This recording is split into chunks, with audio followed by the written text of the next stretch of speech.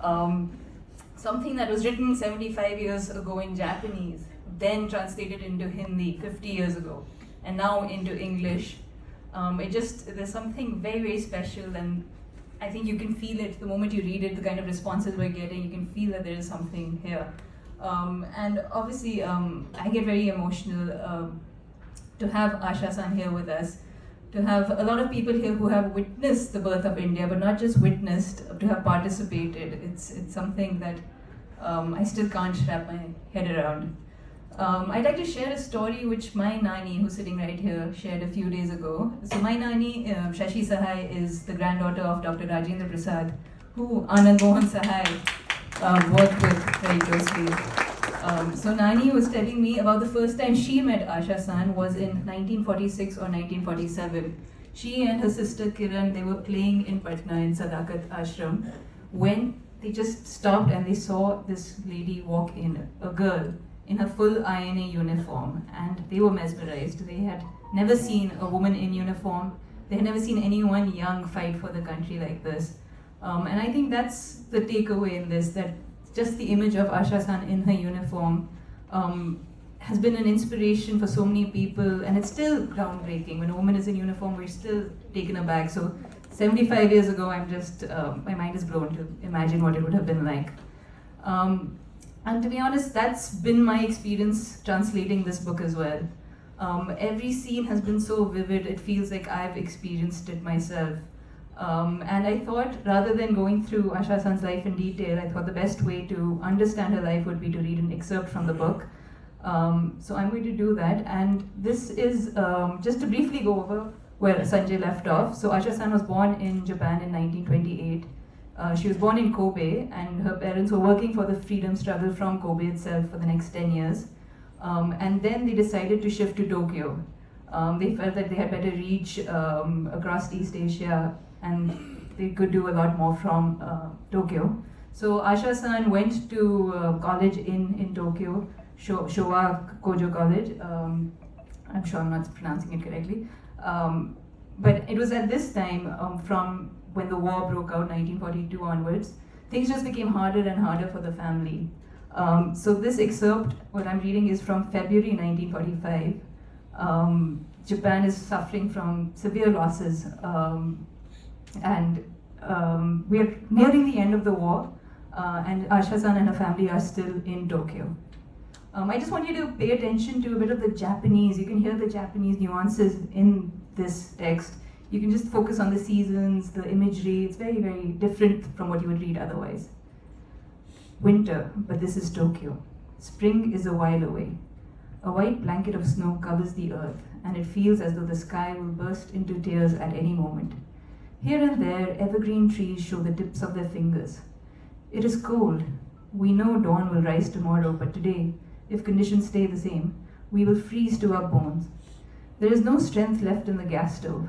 We make tea for Ma with whatever wood remains, without milk. Hunger gnaws at us, but there is nothing to eat.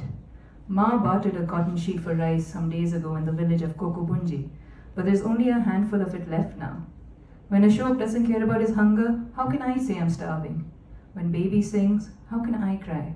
When nothing worries Ma, then how can I, her eldest daughter, no, her eldest, make a face? Ashok is only 8. On our way to college, there is an attack, and we rush into a trench. Looking up, we see a throng of American B-29 bombers hovering over us. We call them mosquitoes because they make a buzzing sound on approach and are smacked down to the ground like pests. Here they come, swarm after swarm, their propellers slicing the thin air. 2 mosquitoes and 1 Japanese airplane are on fire. They glide smoothly towards the ground, one after the other. The Japanese pilot, sun glinting against his green wings, waves his handkerchief, bidding farewell to the world. Taking leave from the red sky and the white earth, he becomes a martyr. In his mind, he has probably made a vow to be reborn in his holy motherland, Nippon. How brave is he? I wish I could attain a similar death. After college, I visit the ration office. I have a permit which allots us 500 grams of Burma rice. Ishikawa-san says they have received 5 kilograms of rice for 10 households, meaning 500 grams per house. At least we get to see rice after a month. As soon as I return home, the sirens begin to howl. Po, po, po, po. The enemy planes have reached the periphery of Tokyo. In a few minutes, carpet bombing will begin. Snatching the bag of priceless rice along with a first aid kit and a helmet filled with cotton, I rushed to the trenches with Tulu. The mosquitoes arrive soon after. Dual sirens screeching around us. Bombing begins almost immediately. The air heaves and the earth shudders. From the ground, the Japanese try their best to retaliate with anti-aircraft guns. Japanese fighter planes roar upwards and the calm evening sky bleeds rust. Intense fighting breaks out. Tulu and I quietly exit the trench. It's difficult not to be curious, despite Ma's instructions. She's forbidden us from coming out of the trenches. The spectacle is truly entertaining. Imagine thousands of needles piercing the sky, a tapestry, a theater like no other. Cinder and fire, flaring planes, both American and Japanese, engaged in a duel to death. Watching the scene unfold, we too wish to hoist ourselves onto the burning cinders and cry with joy. The skies eventually become calm, and as the earth smolders, we return to our home. The government has forbidden us from lighting a candle or producing any sort of light. Only a traitor would light a flame or a cigarette at this moment. Holding Ma's shoulders, we bring her to the room and gather around her. Soon, the radio informs us that the enemy has left Japanese territory. Ma's shadowy figure places something in our hands. I cry out, "Ma, where did you find this bread?" "First, you all eat." "Ma, where is yours?" Ashok asks. He worries about Ma first, his hunger last. We break our bread into smaller pieces and feed her. After finishing our princely meal in darkness, we wash ourselves and slip under our blankets. Tonight, unlike other nights, Ma is not talkative, nor does she gently scold us. Who knows what suddenly happens to her? So joyful and busy, and then, unexpectedly, a stony silence that petrifies us. She sings, sometimes in Bengali, sometimes songs of prayer, sometimes a Rabindra Sangeet, and abruptly, during a verse, her voice breaks and she collapses into tears. We are too scared to ask her the reason. So this is the end of the excerpt, and it's actually a very interesting excerpt from a translation perspective. So in the Hindi diary, this piece is at the very beginning of the book. So you assume it's from 1943. But when I was doing my research, I checked and I found that B-29 bombers were nowhere near Japan in 1943 because the American Allied forces hadn't made enough headway and enough air bases close enough to the Japanese mainland. The bombers only arrived by like late 1944. And then the mention of the snow, Ashok's age, everything made it seem like the entry was actually from 1945. And then if you actually do a little more research, in March 1945 there was massive air raids over Tokyo. So it didn't seem like she was talking about that. So we had to sort of almost become a detective and figure out that, okay, maybe this is February 1945. And like I was mentioning in the excerpt, you can see that the sentences are very short. There's like a staccato feel to it. He talks about seasons a lot. So you can sense that even in the Hindi version that I was working with, because she translated herself, she retained the Japanese isms of it. And then there was like another thing that was very interesting for me, is that I didn't know that there were so many versions of the diary when I started off.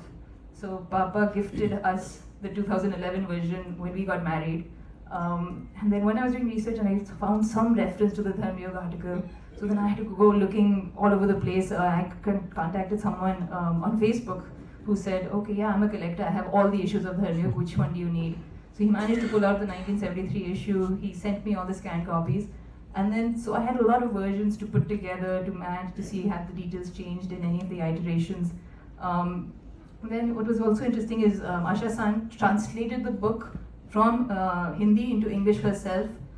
A few pages, a few chapters here that she didn't complete it, but with each page she had inserted some new pieces of information.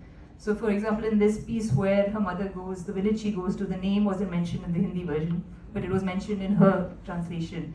So I had to put it all together. It was the most fabulously interesting, exciting experience for me. And it was like, I couldn't have done it without Asha-san herself, who was there luckily with us in Bangalore. So I had the opportunity to go meet her, show her the book and be like, okay, what do you mean by this? Do you actually mean this or not? And I think that is what's very interesting about translation. A lot of people ask me, how long did it take you to translate? So the literal translation took a month or two. but going back into each word, into each line, making sure that historically this is accurate, the timeline fits. You feel like a detective, you feel like an archaeologist, and it's just a lot more than just the words. I'd just like to add one thing. We have Achal Malhotra here as well, who's writing a lot about things that happened to her grandparents and their generation. Similarly, why do we as grandchildren pick up stories of our grandparents? I think we feel the sense that we are so close to history, and these memories can escape at any moment. And there is this need, this urgency in this third generation to record it. And the fact that we are actually a very young country, we have very young roots. The fact that India was born 75 years ago and people here have witnessed the birth, I think it's such a monumental thing, and I'm so happy that we can all be there and experience it through their words. I'd like to now call upon Rana Safwi, who's a brilliant historian. You can speak there, it's fine.